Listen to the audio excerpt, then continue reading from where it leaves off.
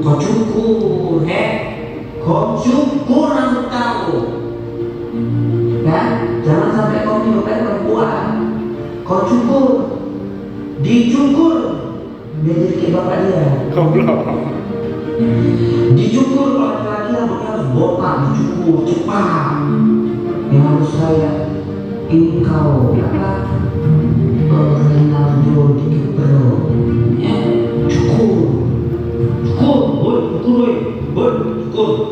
Teman-teman sekalian, salam sejahtera bagi kita semua, terkhusus bagi teman-teman umat Kristiani.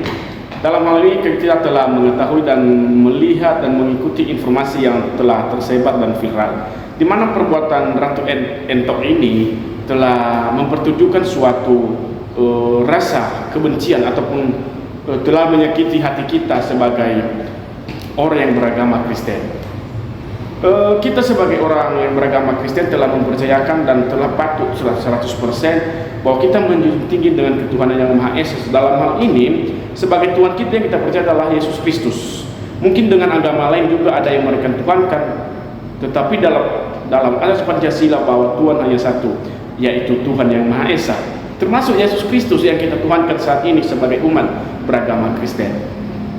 Apa yang dilakukan oleh Ratu Entok ini sangat menyakiti dan telah mencoreng nama kita ataupun telah membuat kita terpuruk dengan pernyataannya, sehingga dengan apa yang telah disampaikan oleh Ratu Entok begini, seakan bahwa dengan perintahnya, dengan menyuruh Tuhan Yesus Kristus dalam foto itu sambil menunjuk foto, seakan Ratu Entok ini lebih tinggi derajatnya daripada Tuhan sendiri. Ratu Entok menyampaikan untuk menyuruh Yesus Kristus ataupun menyuruh dalam foto itu untuk memotong rambutnya. Hal ini bagi kita umat Kristiani, kita memang sering dinodai, kita memang sering dilecehkan, ataupun agama kita sering dilecehkan oleh oknum-oknum tertentu. Dan kali ini si Ratu Entok terbukti secara sah dan melakukan rasa kebencian ataupun penghinaan agama lewat transaksi ataupun lewat media alat transaksi elektronik. Dalam hal ini memang sebenarnya telah melanggar Undang-Undang ITE nomor 1 tahun 2024 sebagaimana perubahan kedua Undang-Undang nomor 8 tahun 2011 yang terdapat pada pasal 28 ayat 1 dan ataupun pasal 28 ayat 2, dan jeratan hukumannya ada di pasal 45B ataupun pasal 45A. Di situ ada jeratan hukumnya bagi siapapun yang melanggar ataupun yang menghina, baik penghinaan ras, penghinaan agama ataupun penghinaan kelompok. Di situ semua jeratan hukumnya 6 tahun. Lalu kita bisa menjuntokan bahwa perbuatan Ratu Entok ini sebenarnya dapat dicari ataupun junto ataupun memenuhi juga unsur dari KUHP pasal 156 ataupun pasal 157 yang mengatakan di sana adalah menunjukkan sebuah foto ataupun menunjukkan benda tersebut yang menghina, baik penghinaan orang ataupun penghinaan lainnya.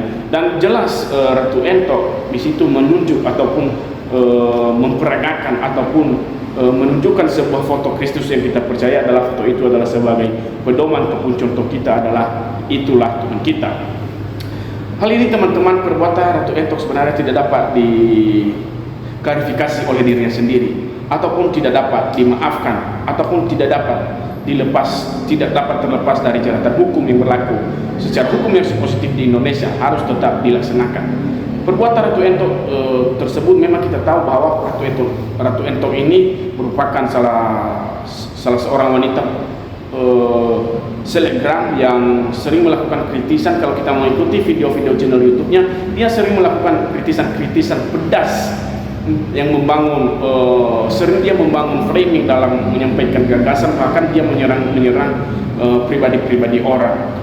Kalau kita menganalisis perbuatan Ratu Entok kali ini, Ratu Entok ini sebenarnya apa sih yang engkau pahami tentang Kristus? Enggak mungkin Anda sampai bisa ataupun sampai dapat memerintahkan Tuhan kami Yesus Kristus. Meskipun itu Anda menunjuk ataupun hanya lewat foto, tetapi kami sebagai orang Kristen yang telah berpedoman, yang telah mempercayai bahwa Kristus adalah penyelamat kami, tidak bisa kami duakan Dia dan tidak ada Allah lain selain Kristus. Karena berdasarkan ayat Alkitab yang berbunyi, tidak ada satupun orang yang datang kepada Tuhan tanpa melalui Yesus Kristus. Jadi kami sebagai orang Kristiani telah memahami hal itu, telah percaya bahwa Dia adalah penyelamat kami.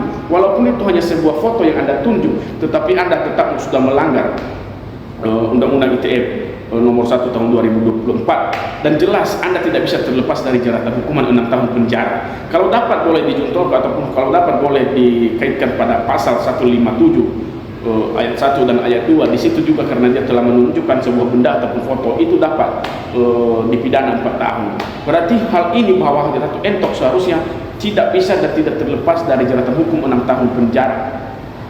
Apabila hal ini bahwa pihak kepolisian nantinya dapat memproses apabila kurang dari 6 tahun, saya rasa bahwa apakah keadilan hanya seperti itu?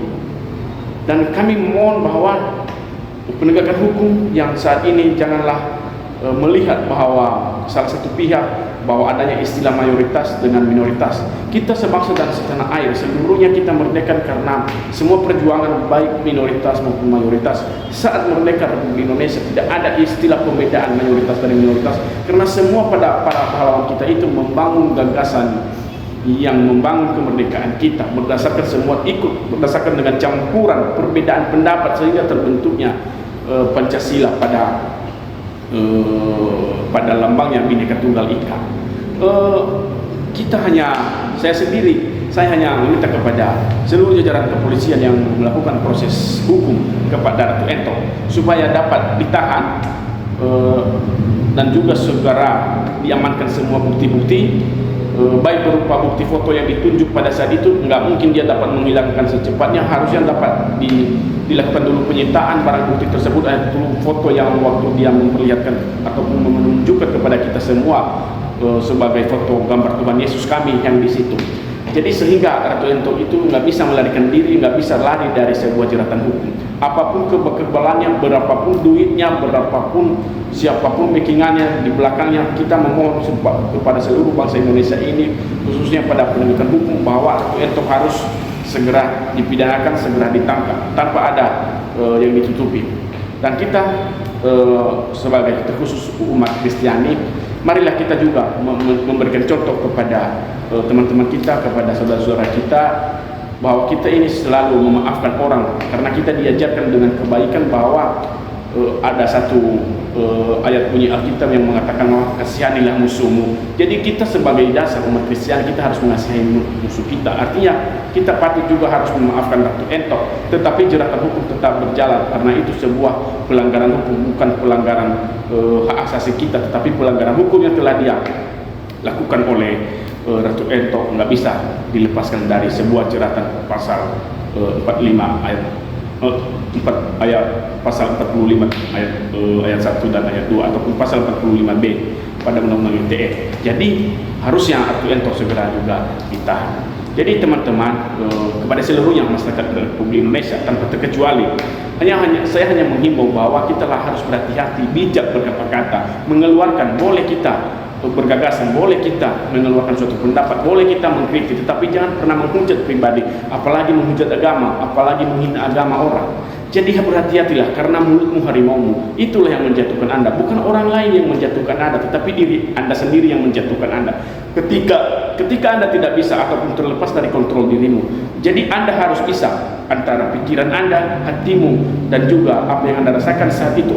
Artinya harus seimbang, sehingga Anda tidak dapat mengeluarkan suatu perkataan yang jorok, suatu perkataan penghinaan orang, penghinaan Tuhan, dan juga penghinaan ras, sehingga Anda terbebaskan dari jeratan hukum, sehingga Anda aman dari sebuah peristiwa yang akan mengupayakan Anda untuk bisa dipidanakan. Jadi teman-teman, marilah kita bertoleransi apapun satu sama yang lain, tanpa terkecualikan bahwa kita sebangsa seluruh Indonesia ini memang mempunyai beberapa agama, tetapi kita hanya satu bangsa Indonesia.